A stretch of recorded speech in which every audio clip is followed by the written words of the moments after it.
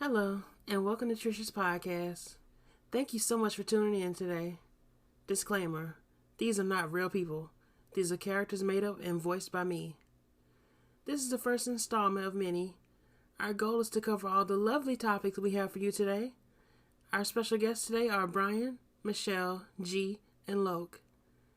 If you guys could please, one at a time, starting with you, Brian, introduce yourselves and tell us a little about you. Sup? Name's Brian. Many of you remember me as the raid leader from World of Warcraft. My hobbies include chugging beer, watching movies with my fiance, eating absurd amounts of bacon, and hiking. Okay, Brian, thank you so much. Moving right along. Michelle? Yes, hi. I'm Michelle. I am an inspiring voice actress. My dream is to voice act for adult anime cartoons. My hobbies are cooking, streaming, jogging, and being a full-time support system to my loving future husband. Thank you, Michelle. Beautiful. G? Oh yeah, it's your boy. You already know, man. Dope boy from the hood. Had to turn my life around. Started Ubering. Met some nice people along the way. Now I'm here. My hobbies are volunteer work, making beats, event organizing, freeway racing, and hang gliding. All right, G. That was wonderful. Loke? Yeah. Yeah, it's your boy Loke. Holding down for Grove Street. You know what I'm saying? I'm what a lot of people like to call a Renaissance man. A man of many talents. My hobbies are drawing, anime, building bottle ships, and camping. Okay, good. Now then, before we start, and I know our listeners are dying to know, is there any truth to these backstories and hobbies? And would anyone care to elaborate? Michelle, you had your hand raised. Okay, so as most of you know how these things go, it's mostly for entertainment purposes when we say things. Even the smallest stuff could be misunderstood as a lie. However, I feel like I speak for everyone when I say there are no liars in this group. I mean, we didn't get this far in life to sign up to lie on YouTube. Yeah, I feel the same way. Feel free. This isn't a skit. I ain't got nothing to lie about. Most of y'all know me from the storyline. I'm just a humble character trying to make my way through the world. But at the same time, you know what I'm saying, I got hobbies and interests just like everybody else. And just like, you know what I'm saying, I ain't out here making sacrifices for other people's entertainment just so, you know what I'm saying, some dude or some vlog can say I don't fit in or I shouldn't have my voice heard or I'm too quote unquote hostile or urban sounding for a role. I understand what G's saying. I went through the same thing with the director not so long ago. I was stereotyped as a frat house leader because of my voice. And if I had accepted that role, I would have forever been typecasted as a frat house character. They asked me to do a voice actor reboot for San Andreas as one of the main characters. San Andreas, is that a TV show, a movie, or what? Oh, it's a video game. It's called Grand Theft Auto San Andreas. Oh, okay. Cool. Yeah, me and Loke stay right across the street from CJ, the main character. Oh, that would explain the California accent. Right. My British friends on Xbox always tell me my accent is funny, but I don't think I have an accent. I just think I sound like a basic North American person to me. Yeah, a sexy American. Yeah, man, speaking of sexy, in all due respect to y'all relationship, but you do have a voice for anime. I feel like them fanboy nerds will be all over you, for real. Well, thank you. I've been told this many times before, and many times by my friends online, and people at the grocery store, bank tellers, anywhere where you have to stop and talk to someone. They tell me that. That's crazy. So, from my understanding, G, you and Michelle know each other, the producer said. Oh yeah, me and Shelly go way back. Knew each other since kindergarten. She used to steal my crayons and eat them. That is not true. That wasn't me. That was Jamie Zuckerberg. She ate crayons, not me. I never ate a crayon in my life, okay? Oh, my bad, you right, Shelly. You was the one that walked up to me all nice and introduced yourself when I was super shy, didn't have any friends. Yeah, I remember you. Asked if I wanted to sit with you and everything. Me and Shelly used to date in high school as well. Ooh, the plot thickens. Tell me more. Yeah, I was Shelly's first real boyfriend. We was like best friends. Didn't really do a whole lot of, you know what I'm saying, couple stuff. It was more like to keep the guys off of her. You actually remember all of that? Of course, girl. How could I forget? You like my best friend. I just hate we fell out of touch. Man, I wish I had somebody special like that. I mean, even if it was a thing of the past. I mean, it doesn't necessarily have to stay in the past. We can be friends again. And how does your fiance feel about all of this? All of what? I think it's a beautiful thing. Shelly reuniting with her sandbox love. That never dies. And besides, I told her when we got together that I would never control what she does or who she talks to or has interactions with.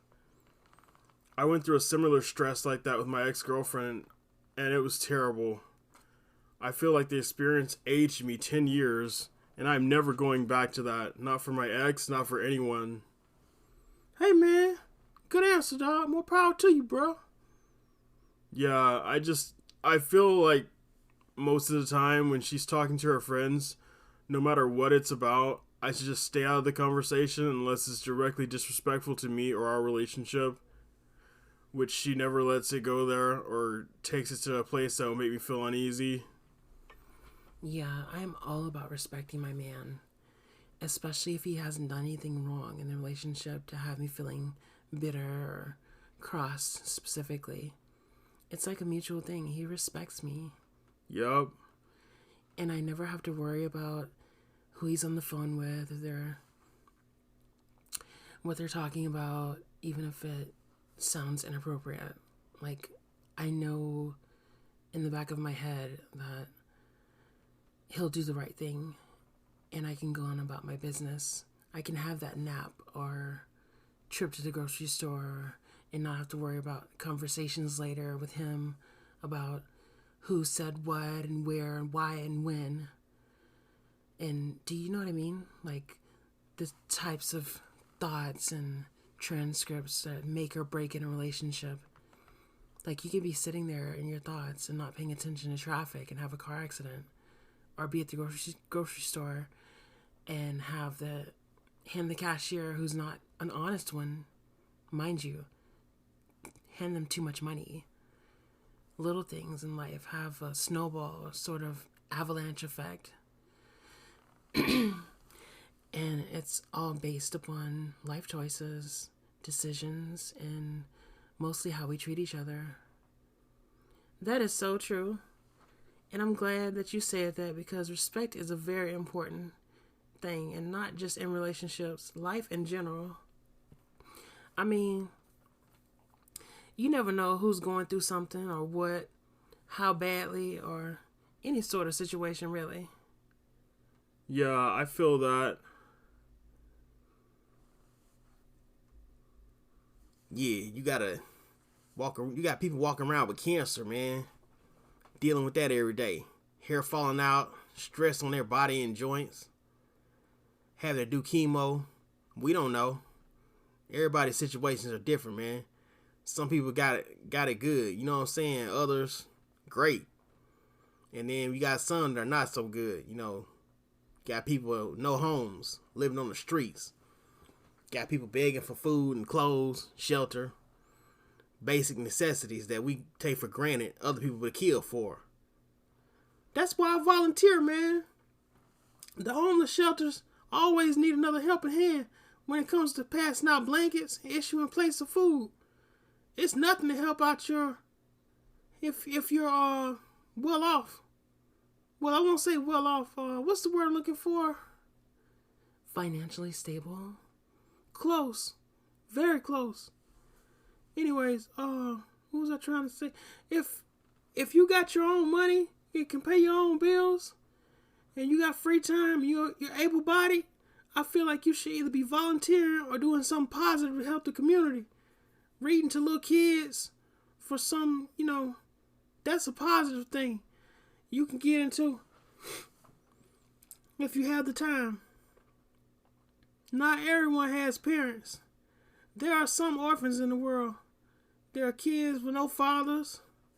They don't get to hear their dad's voice read them a bedtime story. You never know what that may mean to a child, to see someone doing all they can to help the community. And who knows, you might find love. It'll sneak up on you when you least expect it. Now, wait a minute. You went from talking about volunteering to finding someone special. Can you elaborate a little bit on that so myself and my viewers can understand where you're coming from? Librarians, man. Soccer moms. Single mothers. Always trying to find a dad. That sounds like a Lifetime movie. Dude goes into a library to read a book to some kids. Girl falls in love with him. They start dating. He turns out to be crazy. She breaks up with him. He stalks her. Her new boyfriend gets into a fight with said crazy stalker ex-boyfriend. New boyfriend dies in the struggle. Now the cops are after the ex, actively pursuing him via manhunt nationwide. He shows up at her house to say he's sorry or to kill her, whichever the director that wrote the script ends up, getting into another fight with the police while he's there, which ends up the end of the movie. I think. I don't know. I always fall asleep at the end of the movie. I swear to never watch movies with you. What? Why? Because look at what you just said. Oh my god. Like, if you're falling asleep, the movie experience as a whole must be really boring to you.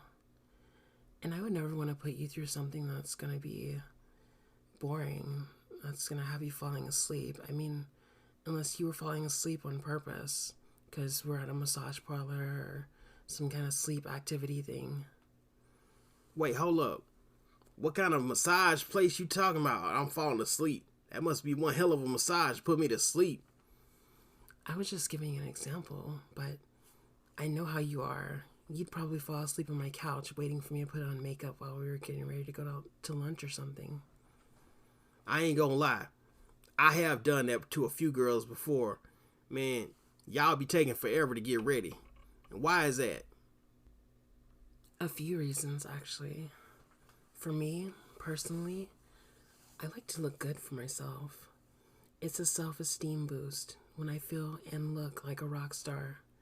When I step away from that mirror, I want to feel like Britney Spears about to go on stage, or Rihanna live in concert, Beyonce at Coachella, Gwen Stefani, Hey, yo, that's some pretty ladies, for real. With or without 3 hours of makeup. I've never understood why women take so long getting ready for events. I mean, I get it, kinda. Yeah, you want to look amazing for your event, but come on, 3 hours for face and hair? I have 5 sisters, okay? Older sisters. I'm the youngest. Whenever they get ready to go out on a date or even their birthday or something, it never took them 3 hours to do their makeup and hair, and they always look beautiful. Yeah, I suppose we do take a long time to get ready. but it's mostly for ourselves. Like she said, self-esteem is everything. Boyfriend slash husband, second. But, yeah, we want to look good for y'all too. I mean, men, y'all don't want us going out looking like cave women, do you? Coming out half dressed, makeup half done, hair a mess, makeup all smudged in spots, looking busted. You don't want that. So give us time to reach what we feel like is perfection. And maybe, just maybe, the evening will be perfect as well. Which is the goal, right? But enough talk about us. What about y'all? How long does it take on average for a man to get ready for an event or a date? I guess it depends on where we're going, but on average, 30, maybe 45 minutes. I mean, let's break it down to a science. You've got shave, shower, hair if you got it, body spray, maybe trim up the beard a bit. And if you haven't already, you want to be super fancy, hit those really thick, bushy eyebrows with the clippers or something. And there you go. You spent an hour making yourself look like you're ready for the world, baby. I really like the way that you put that, but I'm going to have to poke a few holes here. One, you did all that. If you did all that, it would take you longer than 45 minutes. That would take you at least 2 hours minimum. I mean, do you know how much time it would take to do all that stuff? It's not exactly like you included everything. And to be honest, babe, you do teeth whiteners. That's like 15-20 minutes by itself. And not to mention people with obsessive compulsive disorders that just constantly brush their teeth over and over until it looks right. Perfectionists that comb their hair 100 times until they get the style right. There are a lot of key factors that keep a man in the mirror just as long as a woman, if not more. It's self-care beauty routines that have been commonly practiced so much that it's become a ritual every time you step out, even if you're just going to get Subway. I don't know about all that. It doesn't take me 2 hours to get ready. If I do all the legwork, it takes me to get started, even taking out all the small stuff and stretching everything out into a long session of, oh, hey, let me make myself look and feel great. It's still not going to be 2 hours. Babe, I've literally watched you take 2 hours to get ready for a date or an event multiple times. You've literally taken just as long as me in the bathroom, if not longer. Just as long. Hey, yo, quick question, man. How long y'all been together? Because y'all act like a married couple already. Do you... Oh, no, go ahead, sweetheart. Okay, we've been together almost 8 years now. It's been a magical journey, and I wouldn't have had it any other way. Yeah. Every time I find somebody special, the directors will always write the script, and I either get divorced or broken up with. So I kind of gave up on love a long time ago. I mean, if it's for me, cool. I take it. If it happens, cool. If it don't, it don't. Point blank, period. That's rough. I wonder why they do that. And is there any other characters out there that they're doing this to, or is it just you? Are you the Black Vegeta of this Dragon Ball Z? Wait a minute now, hold up. Hold up, Trish. You can't just say that kind of stuff and leave us hanging. You gotta elaborate.